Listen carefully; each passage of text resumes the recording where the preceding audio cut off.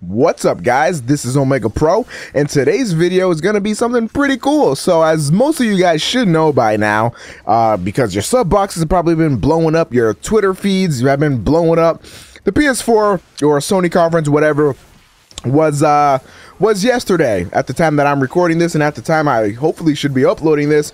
The conference was yesterday, and I wanted to give my thoughts on the entire conference. Now, I don't know how long this will go, so on the off chance that this commentary does flow pretty well, and then, you know, I'm talking for a bit, I'll save you the trouble. I want a PS4 after this conference. Now, if you decided to stick around and you only want to know, oh man, is Omega gonna get a PS4? Well, there's your answer. Most likely yes, unless the 720 comes out around the same time and the 720 is like just miles ahead of the PS4, then I don't think I'll be going with Xbox this gen. Now, before I get into everything, I just wanted to talk about the past. Let's talk about the past for a few minutes. I've always been a Sony kid, you know.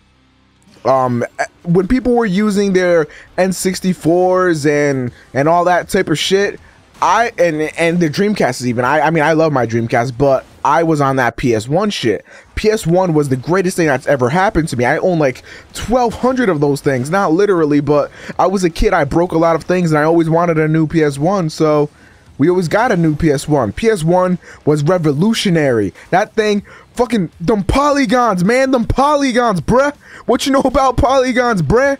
Fucking looked good back in the day. It was awesome. Some of the best titles ever were created on the PS1, and a birth of some of the best games also were birthed on the PS1, such as Final Fantasy VII and a number of other Final Fantasy games.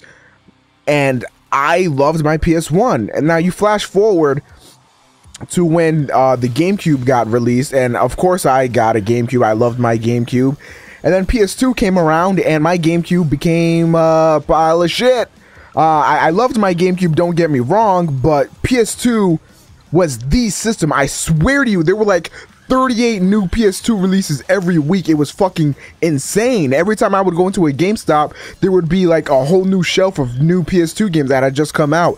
PS2, as far as I'm concerned, are my greatest memories in gaming of all time. And to be completely honest with you, I feel like the only thing that is going to match my PS2 memories are this next generation with the PS4 and the 720. I feel like there's going to be some really, really great games coming out. I mean, they showed Watch Dogs for the PS4. That looks like, I'm not even bullshitting you, the best game of all time already. I mean, I haven't even played it. Just the concept is so... it's so awesome to me. It just looks like it could be the best thing ever. And I always loved my PS2. But now we're in this current gen that we're in right now, where it's the 360 and the PS4. And I think the majority of people have it to where the 360 beat out the PS4. This time Microsoft won, okay? I think that, I don't want to say there's no argument here, because there obviously is. There are many arguments, but Xbox just did a lot more things right in terms of online. Now, it's argued that, oh, the PS4 online is not as great because it's free and you don't have to pay for it. Well, that's true, but you know, I would gladly pay the $60 a month or however much it is on PS4 to get some cool features like Xbox. To be able to play online, even whatever. I would pay for that if PS4 could create something that was up to the Xbox 360 standards. The Xbox dashboard blows away the PS4 every time. I don't care what you say. The Xbox dashboard has gone through many, many makeovers. The PS3 looks the same all the time, and excuse me, and it's sluggish. It's laggy. It's glitchy. It's awful. Okay, the XMB is awful. But that's it for the past. Now we're here into the future, and I'm glad to say the PS4 looks astounding, okay? It looks amazing. First of all, the interface looks sleek, and oh man, that interface though. That interface, it looks awesome. They got rid of the XMB, which fucking yay, hated that shit. But this new thing looks really slick. It looks really fluid. It looks like it's going to be easy to navigate. It looks like what I want out of an interface. But then we get onto the controller parts of this thing. I'm not a big fan of the controller. I'm sure I will get used to it, but what the fuck is up with those thumbsticks? I feel like I'm the only one that picks up on that. What is up? It's like an indent, and then there's like a little ball in the middle or some shit. I don't know. That thumbstick looks really awful to me. And then you got the LCD screen, which is, like I said, during the Derp Circle one time when I first found out about the quote-unquote leaked controller, I still have the same exact issues. What is that going to be useful for? I don't want to look down at my fucking controller while I'm playing the game, whether it's to look at ammo count in a first-person shooter or whatever. I don't want to look down. I need my eyes on the screen so I can react to things and all that type of shit. I don't want to have to look at multiple screens and shit, especially when that's so small. And apparently it's a touchpad. How is that useful? You expect me to go from playing, you know, with the dual joysticks and, you know, doing everything to, you expect me to move one of my hands to that small ass touchscreen where I'm probably going to miss a lot to press some button or whatever. I don't know what it can be used for. Then again, that's more for the developers than for Sony themselves. And then there's the fucking Kinect for their controller, which is just like, what the fuck? Why couldn't they use 6-axis again? I guess it might not be that accurate, but what is up with this Kinect controller thing? I don't want that in front of my TV. I fucking hate that. I mean, I don't like the Wii sensor bar in front of my TV. I don't use my Kinect because it's so big and it takes up a lot of space. That thing looks like a boxier version of a Kinect. Where am I supposed to put that shit? Like, I don't want to have to use that to be able to use my controller. Is that thing going to be a must? Do I have to have that thing on to use my controller? If so, not gonna lie, that's kind of a boner kill. I mean, you're gonna have to use it anyway, but I don't want all these stupid motion control gimmicks. I just want, give me a DualShock 3. I think the PS3's DualShock is the best one they've ever made. Give me that, and we'll be good. I don't understand why they need to do all these gimmicks and stuff, but that's for the controller. Now, Sony announced a few features that you will be able to do with your PlayStation 4, and one that I really like is the ability to play a game while you are downloading it. That is awesome. That is revolutionary. That's so crazy, because there are times when, you know, I don't want to go to a store. Maybe I'll get a game off of the marketplace, and if the PlayStation Store has something similar to what it has now, in that if you're a PS Plus member, which I am, you get free games or discounts on games, or even if they do a service similar to Steam where there's a lot of sales, then I'm going to be extremely excited to download games, and I won't be, you know, off put, because I don't, you know, usually when you download a game, you got to wait like an hour or two to play it, and that's really a boner kill. Now you can try your demos pretty much live. You can play a game pretty much live. It's awesome. There's going to be so much uses for this, and I can't wait to see, you know, what Sony tries to do to utilize this stuff. Another feature that Sony has been bragging about is the fact that booting up your console is a thing of the past. That, I believe that's what they said verbatim, but something along those lines, that booting up your console is like, what the fuck is that? So they're implementing something to where you can suspend your games. So, you know, the perfect example to this, I'm sorry, I'm bouncing around a lot, but the perfect example to what they mean by suspending your game is, if you've ever played a PSP or a PS Vita, when you're in a game, if you press the little home button, you can go to your home screen, then you can go on your, you know, your Twitter or whatever you want, and then your game gets suspended, and then when you go back to the game, it's right there for you, and that's awesome. Think of all the stuff that you're going to be able to do, and it's going to be so great to be able to, you know, just dashboard on your game or whatever and do something else. And, you know, this all depends as well what else Sony wants to do, because I think there was something about a new processor that they have where it allows for background stuff to go on, so that's how they're going to be able to let you play and download simultaneously. But Also, the suspension thing, going back to that, if you can have, like, for example, Twitter up or Facebook up, and now I personally don't really need that because, you know, I have my tablet, I have my phone, I have my computer, you know, and all that stuff. But I can see to where it's going to be useful. And, you know, it's also really useful for when you just need to go somewhere. Like, there's been times where I've left my console on and I just, you know, went somewhere else, you know, maybe went downstairs and talked for a bit, and then a bit ended up turning into 2 hours. Then I come back and my Xbox or whatever system I'm using is still on and running at full power, and that's going to be a thing of the past, and that could be really, really, really, really awesome.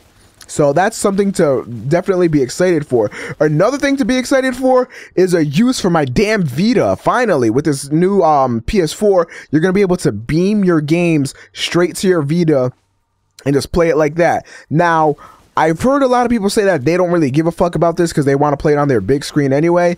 To me, this is a huge deal. I really want this to happen. And the main reason is because I'm a person that I just, you know, need to multitask. You know, I can't sit there and, you know, just play a game. After I have to be like playing a game and listening to music, or playing a game and watching Netflix, or playing a game and listening to a podcast.